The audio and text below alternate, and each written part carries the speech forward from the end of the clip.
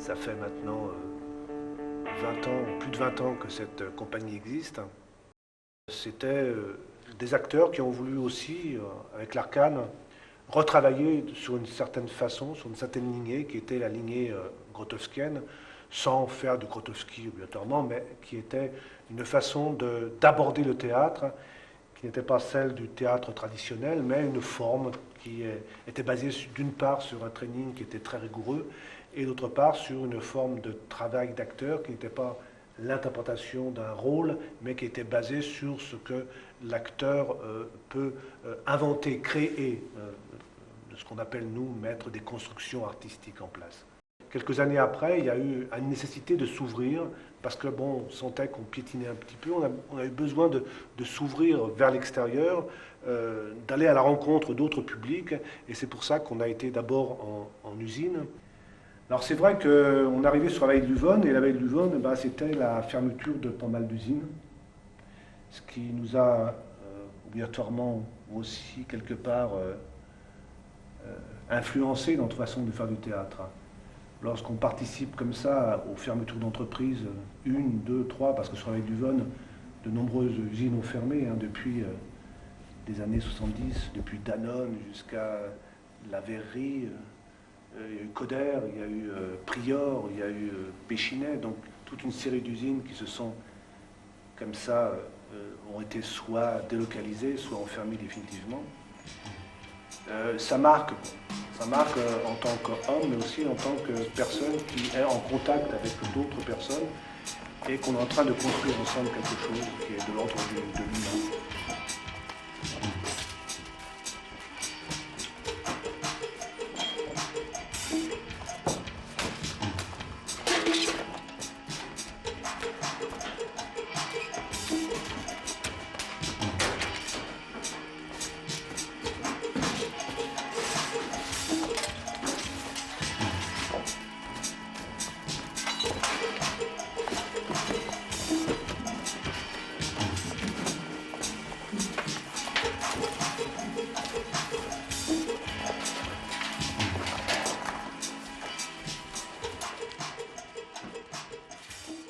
Donc voilà, on est parti dans cette aventure-là. Et après, c'est vrai qu'on a eu besoin de se diversifier, d'aller vers d'autres publics. C'est pour ça qu'on a aussi travaillé dans les quartiers avec des femmes maghrébines, avec des jeunes qui étaient aussi des jeunes de différentes communautés, différentes cultures. Et là, on a mis en place ce qu'on appelait des actes de création, c'est-à-dire pas seulement du théâtre, mais aussi ça pouvait être de la vidéo, ça pouvait être de la radio, ça pouvait être de l'écriture.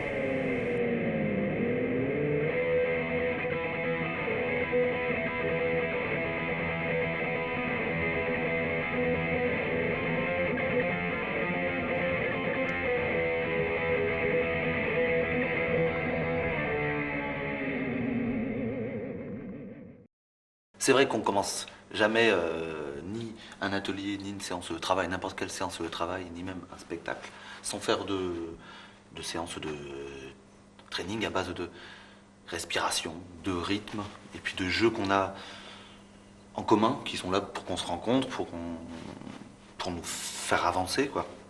Comment on organise un training? Ça, il s'est construit au fur et à mesure, donc... au départ, enfin moi quand je suis arrivé à l'Arcane, c'était vachement des exercices qui venaient de Michel, puis au fur et à mesure, donc on a commencé un peu tous à s'amuser avec ces exercices, on a apporté notre patte, mais c'est pas, comme tu disais tout à l'heure, c'est pas donc un patchwork, c'est pas n'importe quoi, c'est pas des exercices qui sont mis à bout parce que ça fait sympa de le faire, il faut de rythme, donc après on met un autre chose. C'est vraiment réfléchi et on essaie d'avoir un training qui est cohérent. Et puis, pour finir, c'est vrai que chacun de nous aussi a apporté un éclairage différent sur le training. D'autres qui sont plus physiques sont vraiment mis à inventer et à travailler un peu plus les exercices physiques, à apporter des petites techniques, ceux qui sont plus dans la respiration, etc. Pour arriver à ce que on se retrouve aussi, on se retrouve donc entre nous et pas que, je sais pas, moi j'aime moins certains exercices pour qu'on fasse pas que ça, quoi, mais pour qu'on se retrouve tous aussi. utiliser l'éthique de plateau pour une chose importante dans la mesure où ça nous permet aussi d'avoir une relation entre nous. Qu'est-ce que c'est que cette relation? Donc là, on est sur un plateau et de ne pas permettre, de ne pas faire n'importe quoi à ce plateau. C'est-à-dire on est un groupe et on va inventer dans ce groupe des règles qui nous sont propres. C'est-à-dire ne pas se permettre, par exemple, de juger le travail de quelqu'un, mais toujours de lui permettre d'aller plus loin dans ce qu'il propose comme travail. Il n'y a pas de commencement. Les gens me regardent, ils m'écoutent, mais il n'y a personne qui répond à mes questions. Moi, je ne sais pas qui je suis, et pour eux non plus, je n'existe pas. Ne pose plus de questions. Tu dois faire quelque chose. Mais quoi? Je peux pas répondre à ta place. Tu attends trop des autres. On peut à tout moment, par exemple, quand quelqu'un fait une improvisation, sur la proposition d'un des acteurs ou du metteur en scène, venir tout de suite sur le plateau, aider l'autre dans sa construction de travail. Donc ça, c'est obligé d'être présent. Ça aussi, c'est ce qu'on appelle une éthique. On s'est mis en place quelques règles, pas compliquées, hein, simples, mais qui nous permettent aussi de un grand respect du travail de l'autre.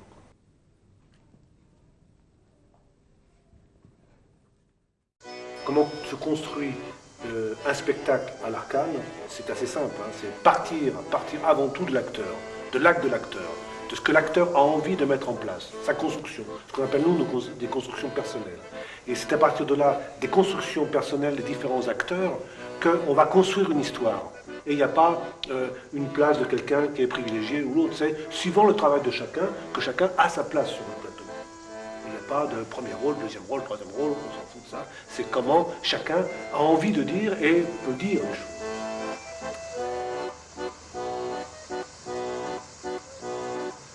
Il y a l'univers de l'acteur qui a fait son improvisation, il y a l'univers du metteur en scène aussi qui a mis les actions entre elles, qui raconte l'histoire, et il y a l'écrivain aussi qui a son propre univers qui arrive, et l'univers musical c'est un mélange en fait de plusieurs univers, ça fait des trucs très très complexes et sans que personne ne soit trahi quoi.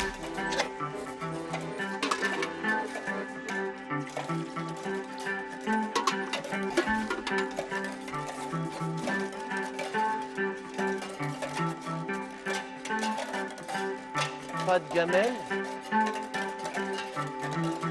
pas de sous.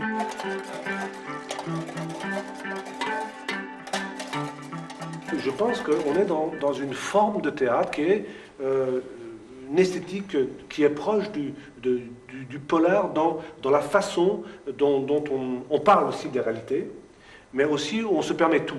Le polar aussi, en littérature, est une chose qui peut se permettre vachement de liberté dans la construction. Et nous aussi, on se permet tout. C'est-à-dire on peut faire des retours en arrière, comme parlait Cyril, on peut inventer, on peut complètement se laisser aller dans des histoires mais toujours, puisqu'on travaille aussi avec cette réalité, toujours sur des thèmes qui nous concernent.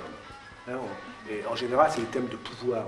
La montée du fascisme, qu'on a fait des pièces sur l'incapacité des individus à pouvoir se réaliser. Mais c'est toujours des choses concrètes, des choses de vie, des choses qui nous concernent dans une esthétique, c'est vrai, qui n'est pas des plus... Le distingué juriste en perruque, amateur de Mozart, aimait aussi les prostituées de bas étage.